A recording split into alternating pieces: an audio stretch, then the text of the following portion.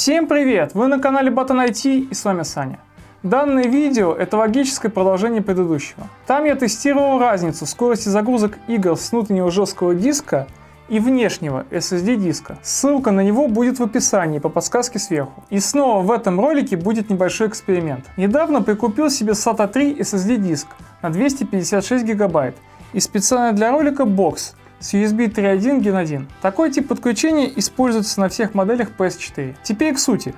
Существует теория, что именно на PS4 FAT и Slim игры с внешнего SSD диска будут загружаться быстрее, чем с этого же SSD диска, но установленного внутрь консоли. И вот почему. Почти 10 лет назад, когда проектировалась PS4, дабы сэкономить, Sony поставила в PS4 интерфейс подключения SATA 2. В последующем SATA 2 также был встроен в PS4 Slim, а вот в Pro версию поставили SATA 3. Получается, что скорость USB 3.0 выше, чем скорость внутреннего жесткого диска по SATA 2. На практике ни один жесткий диск чисто технически не может достичь пределов скорости USB 3.0 и SATA 2, когда SSD способны на 550 и 580 мегабайт в секунду, но не выше 600, это для них предел. А вот если вы подключите внешний SSD к слимке или фатке, то по идее получите скорость загрузок выше, чем с внутреннего жесткого диска, потому что скорость USB 3.0 лишь немного уступает SATA 3 и сильно уступает SATA 2, который используется в фатках и слимках. Так вы получите 500 мегабайт в секунду вместо 300 мегабайт, если бы вставили его внутрь консоли. Суть эксперимента. Я хочу подтвердить или опровергнуть данную техническую особенность. Для этого я проведу тест скорости загрузок игр с этого SSD диска,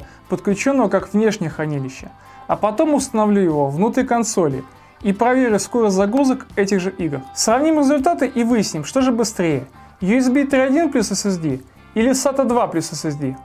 Цену и характеристики данного SSD можно посмотреть в магазине, где я его покупал. На самом деле сейчас возможно получится найти его и чуть дешевле. Хочу обратить внимание на высокие заявленные скорости чтения и записи, а также ресурсов 200 терабайт. В нем используется контроллер Silicon Motion SM2258AB. На YouTube уже проводили тесты данного накопителя. Они близки по значениям к Samsung 860 EVO. В общем, для игр должно быть вполне достаточно, и скорость должна быть близка к максимуму, выдаваемому по USB 3.1. Данный SSD достаточно качественный, все его спецификации вы видите на экране. Число включений 8, это пару раз я его форматировал. Время работы 0 часов, при этом смарт в норме, а температура всего 20 градусов. Как видно, брака нет, все работает как надо, поэтому можно переходить к PS4. Тестирование будет происходить на PS4 FAT 1100 серии с прошивкой 9.0. Имейте в виду, что в прошивке 8.50 обновили драйвер для внешнего хранилища, поэтому на версиях ниже 8.50 результаты могут отличаться. В главном меню у меня появилось несколько игр, на которых и будем тестировать скорость. Одна из них, а именно Uncharted, это дисковая версия. Интересно, что будет с ней? Теперь необходимо отформатировать SSD диск как внешнее хранилище. У PS4 есть ограничение по объему, не менее 250 гигабайт и не более 8 терабайт. Причем мой диск подходит под эти параметры, потому что Sony подразумевает объем до форматирования. Подробнее про внешнее хранилище и его возможности можете узнать в отдельном видео по подсказке сверху или по ссылке в описании. Ну а теперь настало время перенести все игры на SSD диск. Это можно сделать разом, правда перенос занимает достаточно много времени. Хотя учитывая, что USB 3.1 быстрее внутреннего жесткого диска, то перенос должен занять меньше времени, чем установка этих игр на PS4. В целом я был прав. Перенос 205 гигабайт занял ровно час. Намного быстрее установки этих игр. В итоге они пропадают из пункта приложения внутреннего диска и появляются на внешнем. Мы можем в этом убедиться, посмотрев список приложений. Напомню, что на внешний диск можно копировать только приложения. Все фото и видео можно хранить только на внутреннем диске. Дабы доказать, что все перенеслось, покажу место хранения каждой из тестируемых игр. Как вы можете наблюдать, везде указано внешнее хранилище. Если диск отсоединить от консоли, то иконки игр останутся. Правда, появится восклицательный знак в месте, где обычно висит замок, и при запуске будет просьба подключить диск. Все, переходим к запуску игр. Кстати, справедливости ради стоит сказать, что многое зависит от того, какой SSD вы подключаете. Скорее всего, если это будет NVMe накопитель, то он упрется впритык к скорости USB 3.1 и будет держаться на этом уровне. Также имеет значение бокс, который вы используете. Сейчас есть готовые внешние SSD своего форм-фактора, используемые собственные контроллеры. Они, как правило, быстрее. Мне же был интересен самый простой и дешевый сетап, который может собрать каждый. По поводу модели моего SSD, он является предтоп-версией фирмы Adata. Они, к моему удивлению, делают SSD не хуже топовых компаний.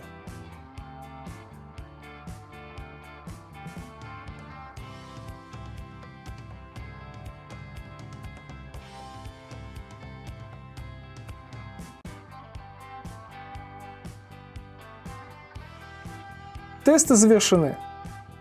Ну а теперь настало время вставить данный накопитель внутрь PS4. Делается это достаточно просто. На разных моделях процедура отличается, но она полностью безопасна. Перед тем как устанавливать SSD, я перенес все игры с него на жесткий диск приставки и после этого сделал резервную копию данных на внешний жесткий диск. После того как установлю прошивку на SSD, я восстановлю резервную копию. Так тест будет более объективным, потому что засоренность и настройки системы будут одинаковы. Необходимо понимать, что в каретку помещается диски толщиной до 12,5 мм. На момент записи видео 99% SSD дисков подходит для установки в PS4. Также если вы купили консоль недавно, то гарантия сохранится. Как вы можете наблюдать, вся процедура заняла всего пару минут. После замены накопителя нам будет нужна любая флешка FAT32 или EXFAT, а также файл полной прошивки для recovery. Его еще называют файлом переустановки. И далее просто следовать подсказкам на экране. Данную процедуру я показываю с целью сравнить скорость переустановки, потому что у меня было отдельное видео по этой теме со всеми подробностями. Ссылка на него также будет в описании и по подсказке сверху. Сразу скажу, что откат этим методом невозможен. Консоль не увидит прошивку ниже той, что была у вас до переустановки. Также важно, чтобы во время установки у вас не выключили свет, иначе можно получить кирпич. Установка полной прошивки на SSD заняла 4 минуты 13 секунд, а при установке на жесткий диск потребовалось 5 минут 16 секунд. Это на 1 минуту и 3 секунды быстрее. Такой тест еще никто не проводил, но благодаря вашей подписке на этот канал вы теперь об этом знаете. Ну а если еще не подписаны, то подпишитесь. Тут часто выходят разные технические подробности о PS4 и не только. После прохождения первоначальной настройки все пользователи пропадают и появляется стандартная заглушка в виде User 1. Если вы на актуальной версии, то позже можете зайти в свой аккаунт. Теперь у нас полностью чистая консоль, как будто мы только что купили ее в магазине. На всякий случай проверим версию ПО. Отлично, 9.0. Все прошло успешно. Когда этот диск был подключен в качестве внешнего хранилища, то было доступно 235 гигабайт. Однако сейчас мы видим всего лишь 187 гигабайт. Так происходит, потому что PS4 резервирует 20% объема накопителя под свои нужды. Что-то вроде кэша или файла подкачки. Диск пуст, и этот объем просто данность, к которой надо быть готовым. Но мы не будем на этом останавливаться и восстановим дамп со всеми играми, сохранениями, логами, закладками и настройками. Подробно про резервные копии и дампы я рассказывал в отдельном видео, ссылка на который также будет в описании по подсказке сверху. В моем случае я заранее высчитал доступный объем SSD диска и перед созданием дампа удалил одну игру. Пришлось это сделать, иначе дамп при восстановлении не помещался бы на SSD. Кстати, не знаю, что в таком случае показала бы консоль. Просто ошибку или предложила бы что-то убрать из списка восстанавливаемого. Решил не рисковать. Удаленная игра — это одни из нас. Однако это не помешает нам провести тесты. Позже, после проверки, я удалю некоторые игры и установлю эту игру для теста. Как вы, возможно, заметили, в консоли появились прежние аккаунты и даже тема, которая была до переустановки. Игры тоже на месте. Все вернулось в исходное состояние, которое было до сброса. В памяти системы вы можете наблюдать появление игр, тем, сохранений и клипов. Свободное место всего 12 гигабайт. Да, 256 гигов маловато для игр, но для тестов пойдет. В общем, процесс восстановления прошел успешно, и теперь можно переходить к тестам. Порядок запуска будет аналогичен предыдущему. Лично мне было очень интересно узнать конечный результат. Кстати, на скорость запуска не влияет, какую копию вы запускаете. Лицензию или не совсем. Разницы нет. Устанавливая SSD, нужно иметь в виду, что нежелательно заполнять его на 100%. А также, если вы играете редко, например, консоль пылится по полгода, то это тоже не очень хорошо для ячеек памяти. Также PS4 использует 20% диска под свои нужды. Там постоянно что-то перезаписывается. Поэтому нужно брать SSD большего объема с большим ресурсом перезаписи. Советую ставить от 500 гигабайт. А вот скорость можно взять и поменьше. SATA 2 все равно не пропустит больше 375 мегабайт. При этом фишка SSD в виде быстрого считывания мелких файлов у вас останется, так как в этом вопросе SATA 2 будет достаточно. Естественно, сейчас имеется в виду PS4 FAT и Slim. На PS4 Pro надо брать скорость повыше. Вообще подустал часами все это копировать, записывать, тестировать. Поэтому, если вам не сложно, потратьте секунду и поставьте лайк за старание. А тем временем тестирование подошло к концу.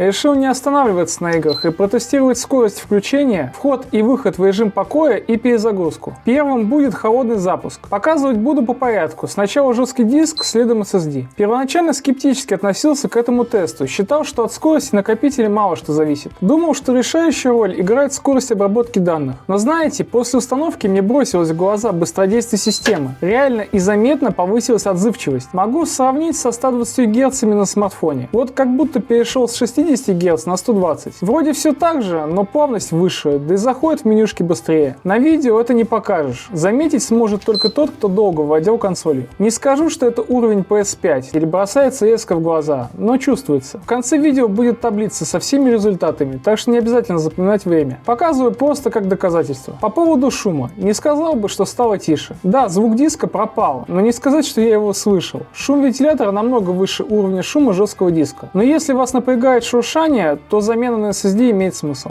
А вот и таблица со всеми результатами. Честно говоря, меня удивили эти цифры. Там, где разница 1 секунда, по факту около 2. Вы, конечно, можете списать на погрешность, но я, как человек, который все это тестировал, могу сказать, что нет. Все точно посчитано, и погрешность ни при чем. Но даже так, разница небольшая. И это удивляет. Но у меня есть два предположения, почему именно так. Первое. Скорее всего, зависимость скорости связана с размером файлов, из которых состоит игра. Например, одни из нас достаточно сложная игра в плане подгрузки компонентов. Также надо брать во внимание внутриигровые загрузки. Думаю, там скорость была бы чуть ниже. И второе. При переносе игр туда и обратно и при переносе бэкапа потолок скорости был около 60 МБ в секунду. Я засекал время и высчитывал скорость. Возможно, у PS4 порт USB заочен на скорость 60 МБ в секунду. Даже на ПК моя коробочка выдает больше, так что дело именно в консоли. Ну или не заочен, а просто сама шина не тянет. Итог все равно один. SSD, подключенный как внешнее хранилище на PS4 FAT и Slim, работает быстрее, чем внутренний. А вот что действительно и значительно изменилось. Установка SSD дала весомое преимущество загрузки, перезагрузки и в целом быстродействию системы. В этом вопросе SSD очевидно лучше, чем HDD. Результаты перед вами. Думаю, на PS4 Pro данные показатели будут еще лучше. Единственный недостаток — это ресурс SSD, который будет съедать PS4.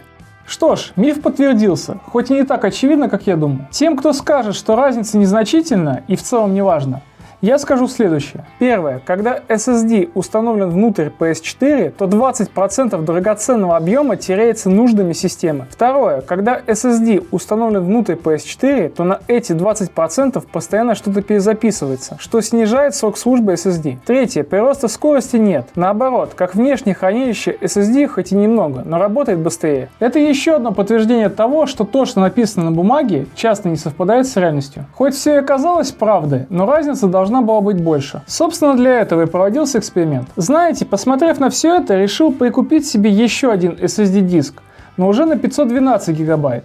Взяв его всего лишь за 1700 рублей.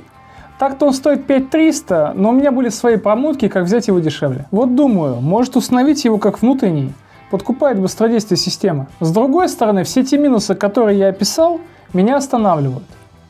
Да, сейчас начнется в комментариях: фу, переобулся, ой, да, вот это вот все. В общем, пока не знаю, как поступлю. Надо подумать. Жду ваши мысли в комментариях. Вот мой Инстаграм, запрещенный в России. Я его использую для связи и отвечаю на сообщения. А вот и Телеграм. Подписывайтесь, чтобы не потеряться. Ссылки на донаты и Яндекс.Дзен будут в описании. И как всегда, спасибо за просмотр. Подписывайтесь на канал, ставьте лайки. До свидания.